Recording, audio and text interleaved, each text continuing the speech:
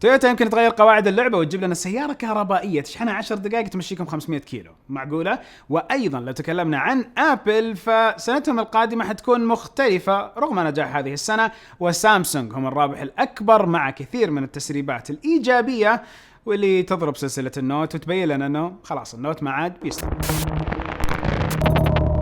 السلام عليكم ورحمة الله وبركاته، أخوكم فيصل السيف وحلقة جديدة من أخبار أول بأول في التقنية والعلوم، وابدأها بأول خبر واتكلم على تويوتا وتغيير قواعد اللعبة من ناحية السيارات الكهربائية. العام القادم قد يشمل الكشف عن سيارة تويوتا اللي فيها بطارية سوليد ستيت درايف، بطارية نقدر نقول بطارية ثابتة الهيئة.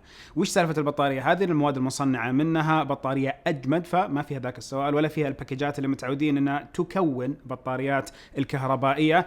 هنا للتوضيح، البطارية الكهربائية في السيارات الكهربائية التقليدية تكون بطارية كبيرة داخلها جيوب كثيرة، كل جيب في مجموعة نقدر نقول المادة الخاصة في الطاقة، وتوصل بهيئة بلوكات، فكأنك باني جدار صغير جوا، كل واحدة من بلاطات هذا الجدار تعتبر مجموعة من نفس الباكجات حقات الطاقة.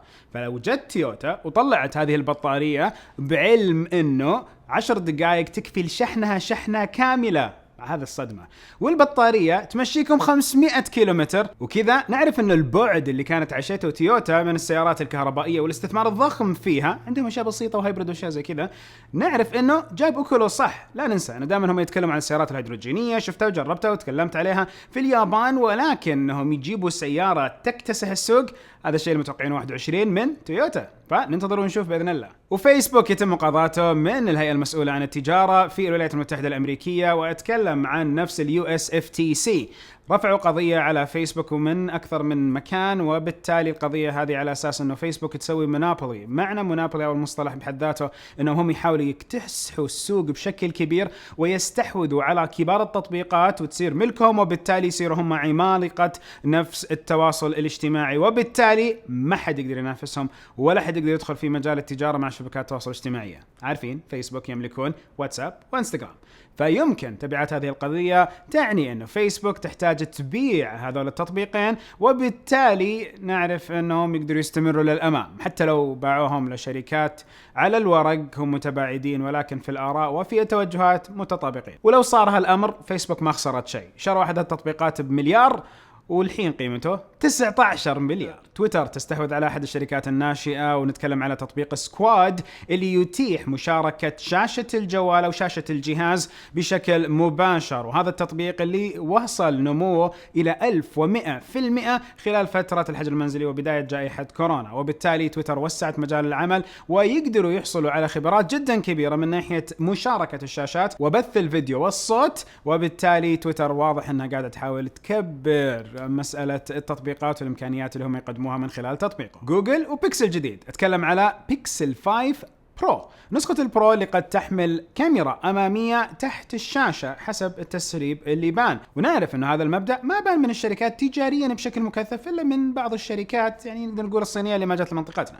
الفكرة لو قدرت جوجل تطلع البيكسل 5 برو وأيضا التسريب الماضي اللي تكلمنا فيه عن نسخة مخففة من نفس البيكسلات تحمل سناب دراجون سلسلة 700، نعرف أنه جوجل يمكن تسوي بعام 2021 زي ما سوت أبل بعام 2020، كمية إطلاقات وأجهزة جدا كثيرة يطلعوا فيها على غير العادة. المسرب الشهير كو يقول أن الآيفون 13 بيكون على الجدول زي ما هو للإطلاق في عام 2021.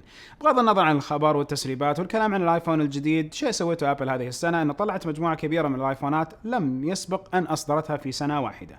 عام 2013 أتوقع أنه نفس الوتيرة، حيكون في آيفونات جدا كثيرة تطلع فيها شركة أبل، حيكون في تسريبات كثير وكلام كثير عن هذا الأمر، ولكن الشيء اللي يعنيني أكثر من بداية عام 21 إطلاق السامسونج جالكسي S21، وبالفعل بانت تسريبات بين لنا أنه نعم هذا هو الجوال، وفي مقارنة حتى من ناحية الشكل والجهة الخلفية ما بينه وما بين الآيفون 12 برو. الجالكسي S21 بلس حيكون هو الجهاز المتزن اللي يحمل نجاح جدا كبير من ناحية توازن الشاشة وتوازن الكاميرا، إن انطبق الأمر اللي صار في عام 2020 مع ال S20 بلس. سامسونج ومؤتمر ال S21 متوقع يكون في بإذن الله 14 يناير، فما بقى كثير، أقل من شهر. أما ال S21 الترا فنتكلم نعم القلم حيكون موجود معاه، والقلم ما يمديكم تحطوه في نفس الجوال، مو نفسه بالنوت، بل انه مع نفس الاس 21 الترا بيكون في غلاف شفاف خاص يجي معه. هذا الغلاف هو اللي يحمل القلم، بالتالي كأنه فرقت مع سامسونج. لحظة، شلون بنشحن القلم وكانوا أول يتكلموا عن شحنه من خلال وضعه في نفس المنزل، وضعه في نفس الجهاز؟ كيف حيكون وضع الاقتران؟ كيف حيكون لو ضاع القلم؟ كيف؟ دائرة جديدة. وعارفين لو صح هذا الأمر إنه بالفعل حيكون نهاية سلسلة النوت مع نهاية عام 2021، وبالتالي حيكون عام 2022 يحمل سلسلتين، سلسلة الزي والشاشات اللي تنطوي، وسلسلة الاس والبريميوم واللي صار من ضمنه نفس النوت. ولكل مستخدمين الجالكسي، واحدة من أجمل التسريبات اللي طلعت وتبين لنا كمية الأجهزة اللي يمكن تحصل على نفس نظام التشغيل الوان يو اي بنسخة الثالثة المبني على الاندرويد 11. القائمة كاملة لم يتم تأكيدها في المملكة العربية السعودية، وإن شاء الله سامسونج المملكة حيصيروا يعطونا القائمة حقت الأجهزة والتواريخ اللي تشملها التحديثات نفسها للوصول لنفس المستخدمين. ولكن القائمة اللي تسربت تعطي نقدر نقول إيجابية جدا كبيرة، لأنه نلاحظ الA، سلسلة الA لهذه السنة والسنة الماضية كلهم بيحصلوا على الوان يو اي 3، وهذا الشيء اللي دائما كنا نطلبه من سامسونج، إنه يجيبوا لنا تحديثات باقة ضخمة من الأجهزة، مو فقط آخر وأهم كم جوال هو اللي يحصلوا على التحديثات. شيء مبشر بالخير. وأيضا كل مستخدمين النوت اللي جابوه مع سلسلة ال20، ترى تحديث الوان يو اي 3 مفروض انه موجود عندكم وتستخدموه واستمتعوا بالتغييرات، لانه حاليا انا بالفعل قاعد الاقي فيه شيء مره رايق في السلاسه مع هذا التحديث. وسامسونج يمكن كمان تطلع لنا مجموعه اجهزه جديده زي الاير تاجز اللي تكلم عليها مع ابل، ونستنى الاعلان عنها رسمي. يمكن يكون في بلوتوث تاجز تطلع من سامسونج، يمكن ما تؤدي نفس الغرض، ولكن يظل وجود قطع للمسانده والبحث للاشياء اللي تضيع من منتجات سامسونج او غيرها من الاشياء التابعه لكم اللي تحطوا فيها التاجات، يعتبر شيء كويس من سامسونج. وبرضه الموافقه اللي اخذوها من احد الهيئات اللي تبين لنا نفس الشكل حق التاج، يقول لكم انه مبني على كثافه بطاريه، والبطاريه هذه يمديكم تغيروها، وايضا التاج المفروض انه يعمر لمده محدده من الزمن ويعتمد على البلوتوث. فنشوف ايش يصير.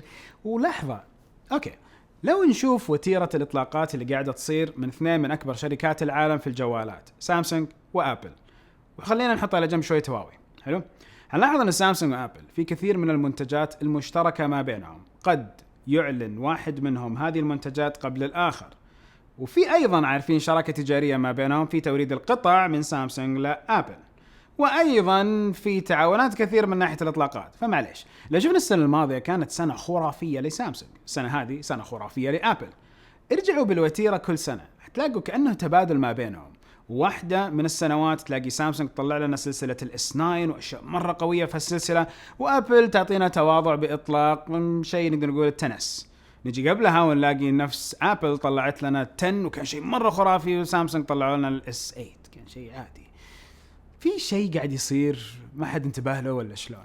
ما المهم، اكيد متعاونين مع بعض، وانهم يقعدوا على نفس الطاولة يقولوا واحدة لك واحدة لي، ضبط امرنا. بس المهم انه هواوي ما تنتصر علينا. ما ادري، مجرد كذا اراء. ونهايه الفيديو كل فيديو، سبحانك اللهم وبحمدك اشهد ان لا اله الا انت استغفرك واتوب اليك. اشوفكم على خير باذن واحد احد، في امان الله.